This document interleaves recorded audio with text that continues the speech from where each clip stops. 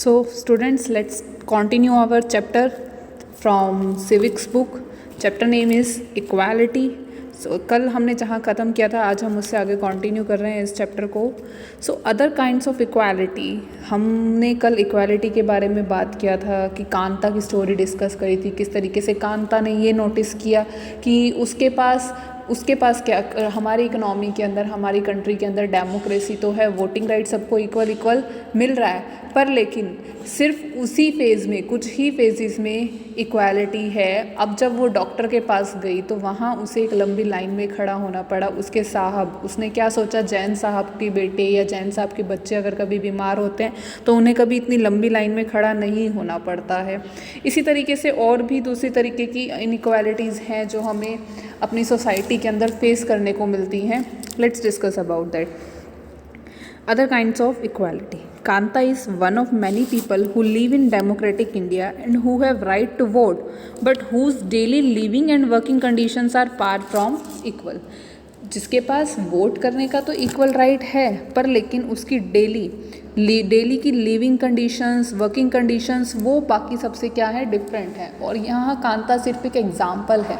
सिर्फ कांता ही नहीं, और भी बहुत हज़ारों करोड़ों हमारी पॉपुलेशन ऐसी हैं जिनकी क्या सभी की लिविंग स्टाइल्स, वर्किंग कंडीशंस बहुत ही डिफरेंट हैं. Apart from being poor, people in India experience inequality in different ways. सिर्फ पुअरिटी के मामले में हम ये देखें कि पैसे कम हैं, इसके अलावा भी बहुत सी इनइक्वालिटीज़ लोगों को फेस करनी पड़ती हैं. Let us see what this means by reading the 2 stories given below. Each of these is based on real incident in people's life and reflects the different kinds of inequality that exist in India.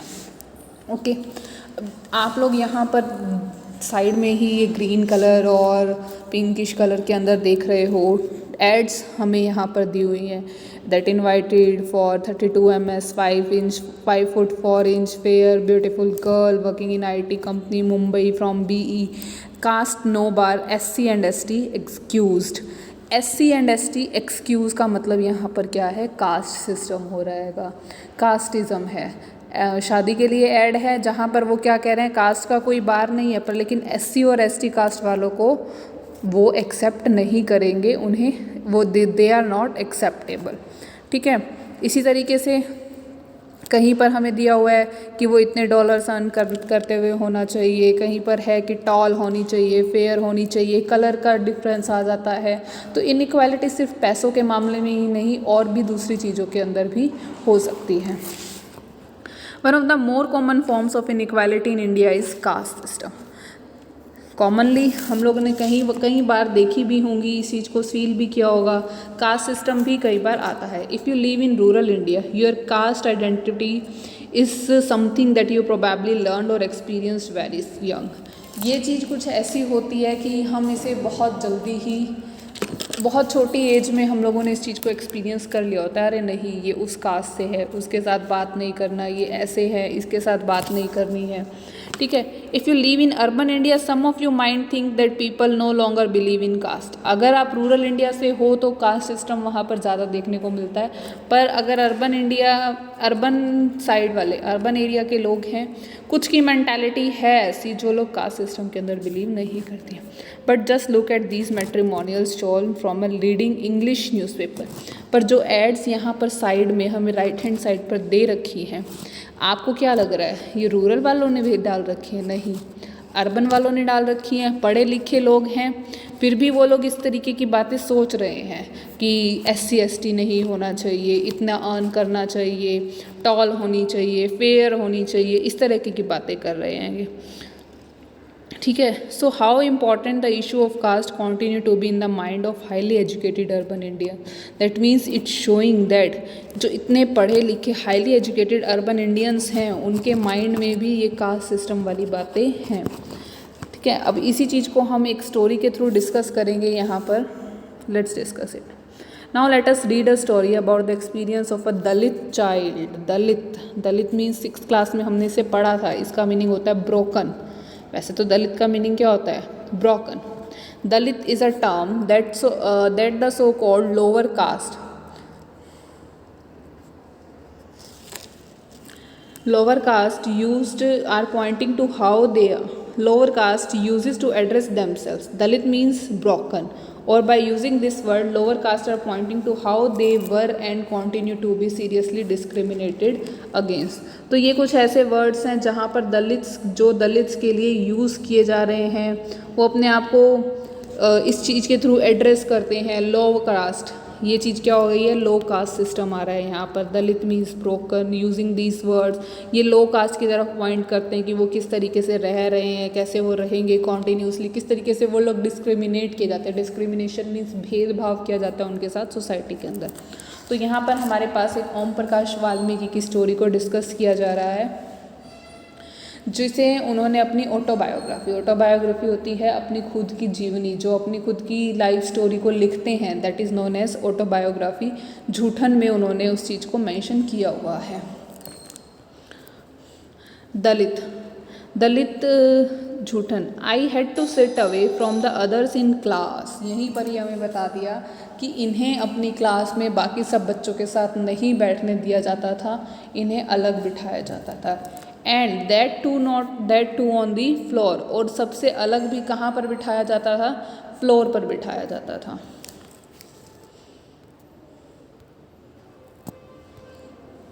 ठीक है।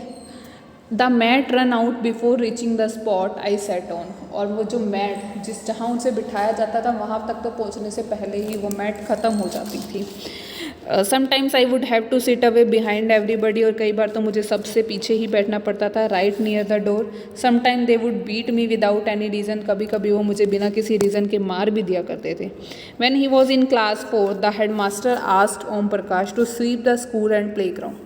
जब वो Om Prakash ji class 4th में थे तो उनके sir ने, head master ने उनसे कहा कि पूरे स्कूल को और प्लेग्राउंड को क्या करना है, साफ करना है।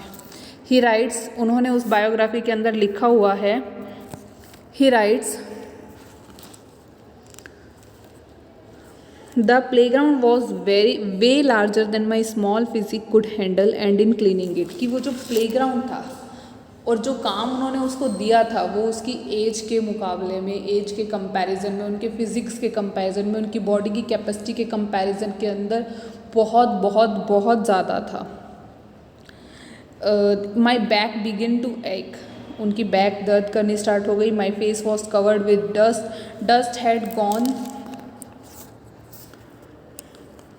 इनसाइड माई माउथ, डस्ट पूरा का पूरा मेरे मुंह में जा रहा है। The children in my class, the other children's in my class were studying and I was sweeping. मेरी जो क्लास के दूसरे बच्चे थे वो उसे साफ़ कर रहे थे और वो लोग पढ़ रहे थे और मैं फर्श साफ़ कर रहा था। Head master was sitting in his room watching me.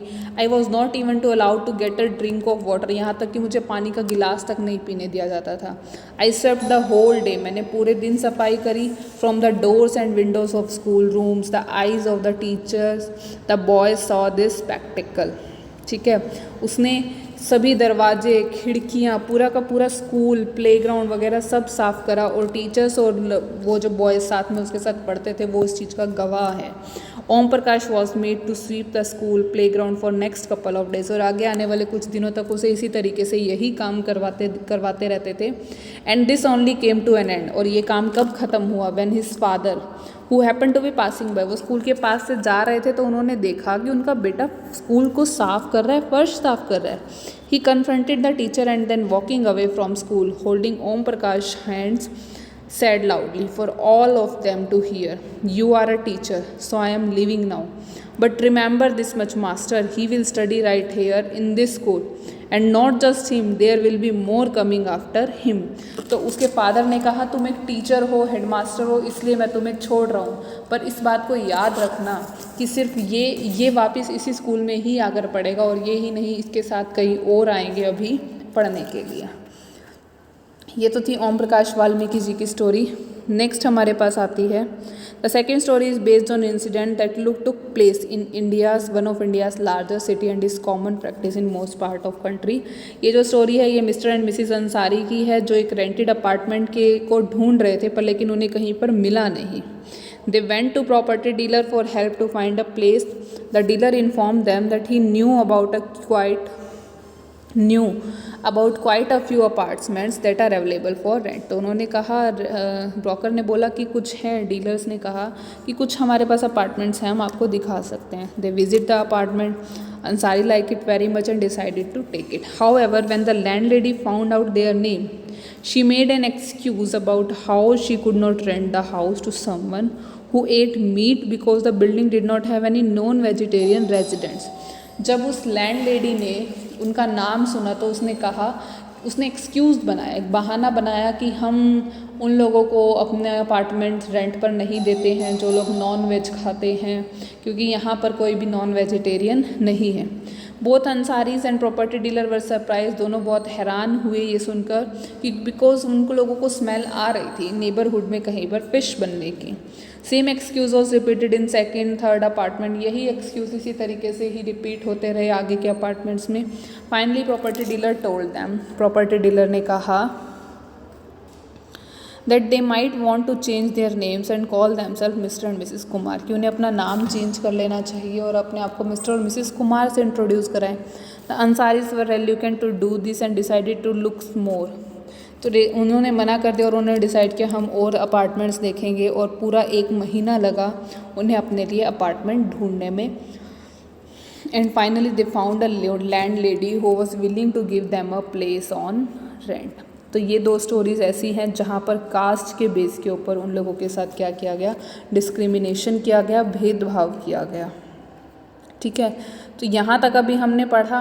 We have understood that caste we are born into, religion we practise, class background we come from, whether we are male, female, these things that determine why some peoples are treated unequally. Om Prakash Valmiki and Ansaris are being treated unequally because of their caste and religions. उनको उनके धर्म के base के ऊपर, उनकी cast के base के ऊपर क्या किया गया, उनके साथ डिस्क्रिमिनेशन किया गया।